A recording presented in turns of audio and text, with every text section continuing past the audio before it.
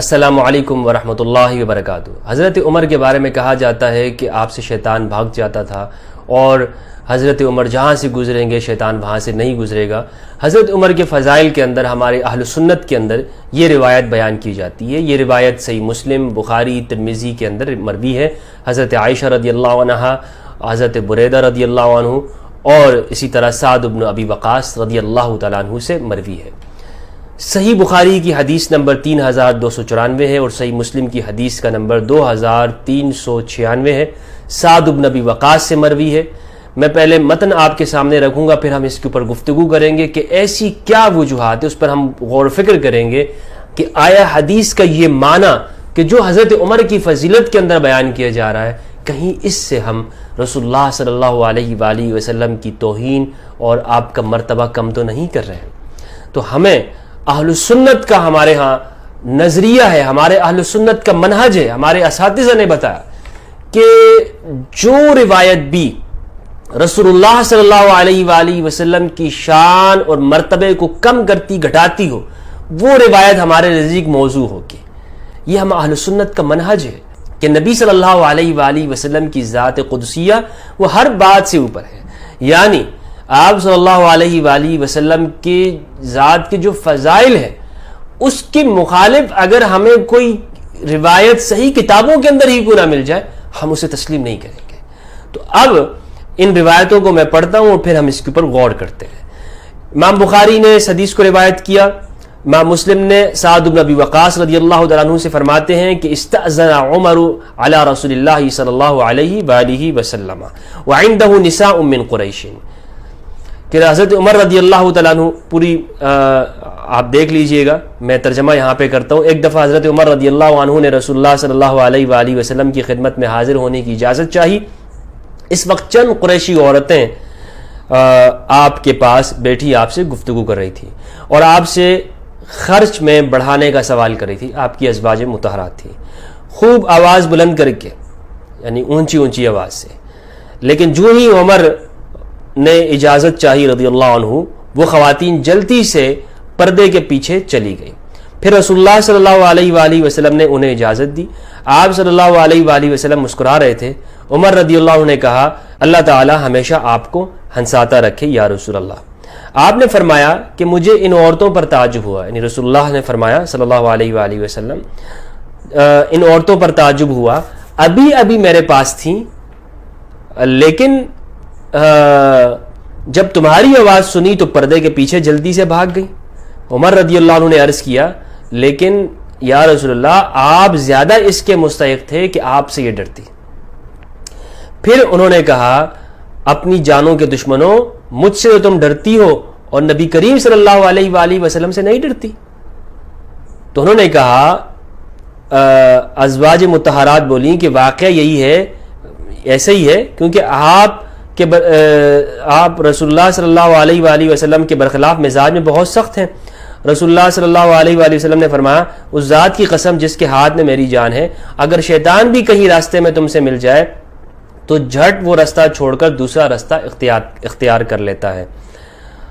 والذی نفسی بیدہ ما لقیک الشیطان قط سالکا فجا الا سلک فجا غیر فجک۔ ٹھیک ہے، اب بخاری کی روایت تو ہمارے سامنے آ گئی۔ اس میں یہ معلوم ہوتا ہے کہ حضرت عمر کے بارے میں فرمایا کہ آپ جس رستے پہ گزریں گے شیطان رستہ بدل دے گا، ٹھیک ہے نا۔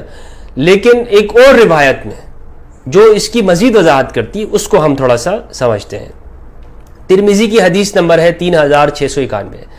حضرت عائشہ فرماتی ہیں ام المؤمنین رضی اللہ تعالیٰ عنہا، کان رسول اللہ صلی اللہ علیہ وآلہ وسلم جالسا فسمعنا لغتا وصوت صبیان۔ ترجمہ میں کرتا ہوں، رسول اللہ صلی اللہ علیہ وآلہ وسلم بیٹھے تھے کہ اتنے میں ہم نے ایک شور سنا اور بچوں کی آواز سنی۔ چنانچہ رسول اللہ صلی اللہ علیہ وآلہ وسلم کھڑے ہو گئے تو دیکھا کہ ایک حبشی عورت ناچ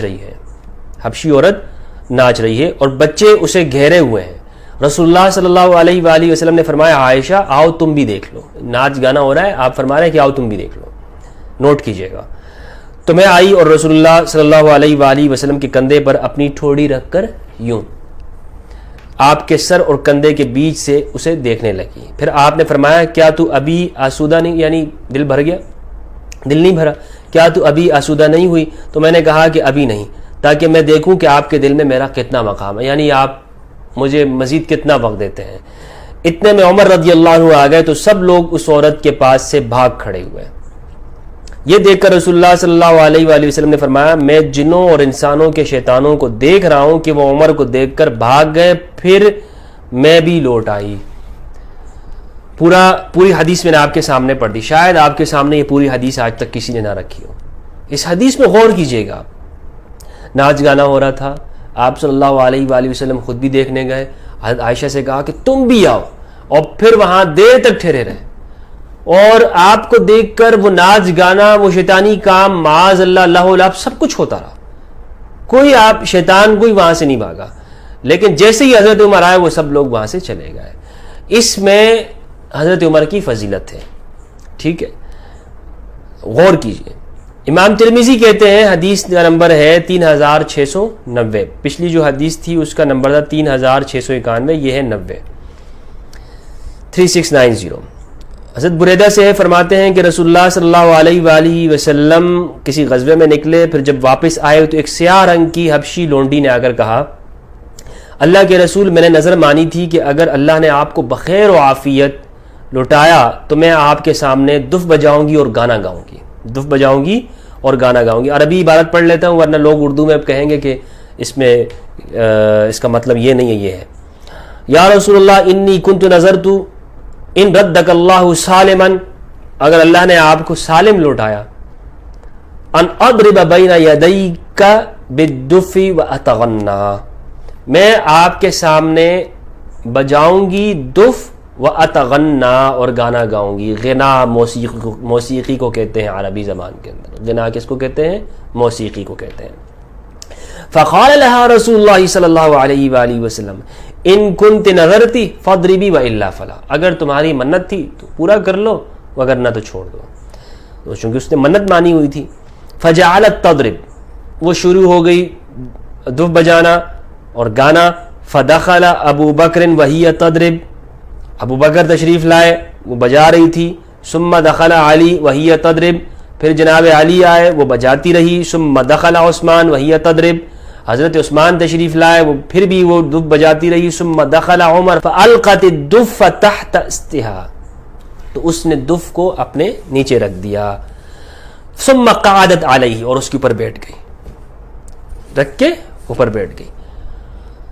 ثم دخل, اچھا, فقال رسول اللہ صلی اللہ علیہ وآلہ وسلم, تو رسول اللہ صلی اللہ علیہ وآلہ وسلم نے فرمایا ان الشیطان لا یخاف منک یا عمر, شیطان آپ سے خوف کھاتا ہے عمر, شیطان آپ سے ڈرتا ہے. انی کنت جالسا وہی تضرب, میں بیٹھا ہوا تھا اور یہ بجاتی رہی. فدخل ابو بکر وہی تضرب, ابو بکر آئے پھر بھی یہ بجاتی رہی دف. ثم دخل علی وہی تضرب, علی آئے پھر بھی یہ دف بجاتی رہی. دخل عثمان وہی تضرب, عثمان آئے اور پھر بھی یہ دف بجاتی رہی. فلما دخلت انت یا عمر القت الدف, جب عمر آپ آئے تو اس نے دف رکھ دیا, اس نے بجانا چھوڑ دیا. تو آپ سے شیطان گھبراتا ہے, آپ سے شیطان گھبراتا ہے. اب یہ جو ترجمہ میں نے کیا, حدیث کے الفاظ آپ کے سامنے رکھے ہیں, پوری حدیث میں نے آپ کو پڑھ کے سنائی ہے. غور کیجئے گا اس میں کہ شیطانی کام معاذ اللہ رسول اللہ صلی اللہ علیہ وآلہ وسلم کی موجودگی میں ہوتا رہا, ابو بکر رضی اللہ عنہ کی موجودگی میں ہوتا رہا, امام علی کی موجودگی میں, حضرت عثمان کی موجودگی میں. شیطان, اور آپ وہاں بیٹھے ہوئے, عورت کو اجازت دے دی, لیکن حضرت عمر آئے تو شیطان بھاگ گیا. کیا اس میں جناب عمر رضی اللہ عنہ کی فضیلت ہے یا جناب ابو بکر, عثمان, امام علی اور جناب رسول اللہ صلی اللہ علیہ وآلہ وسلم کی توہین ہے؟ یہ فیصلہ آپ کیجئے گا, غور و فکر کیجئے گا. سوچیں کہ آج کل صرف فضائل کے نام پر قوم کو اور امت کو بیوقوف نہیں بنایا جا سکتا. سوچنے کا دور ہے, تو سوچئے گا. اللہ سبحانہ و تعالی فہم کی توفیق عطا فرمائے ہم سب کو, اور ہماری حالت پہ رحم فرمائے. والسلام علیکم ورحمۃ اللہ وبرکاتہ.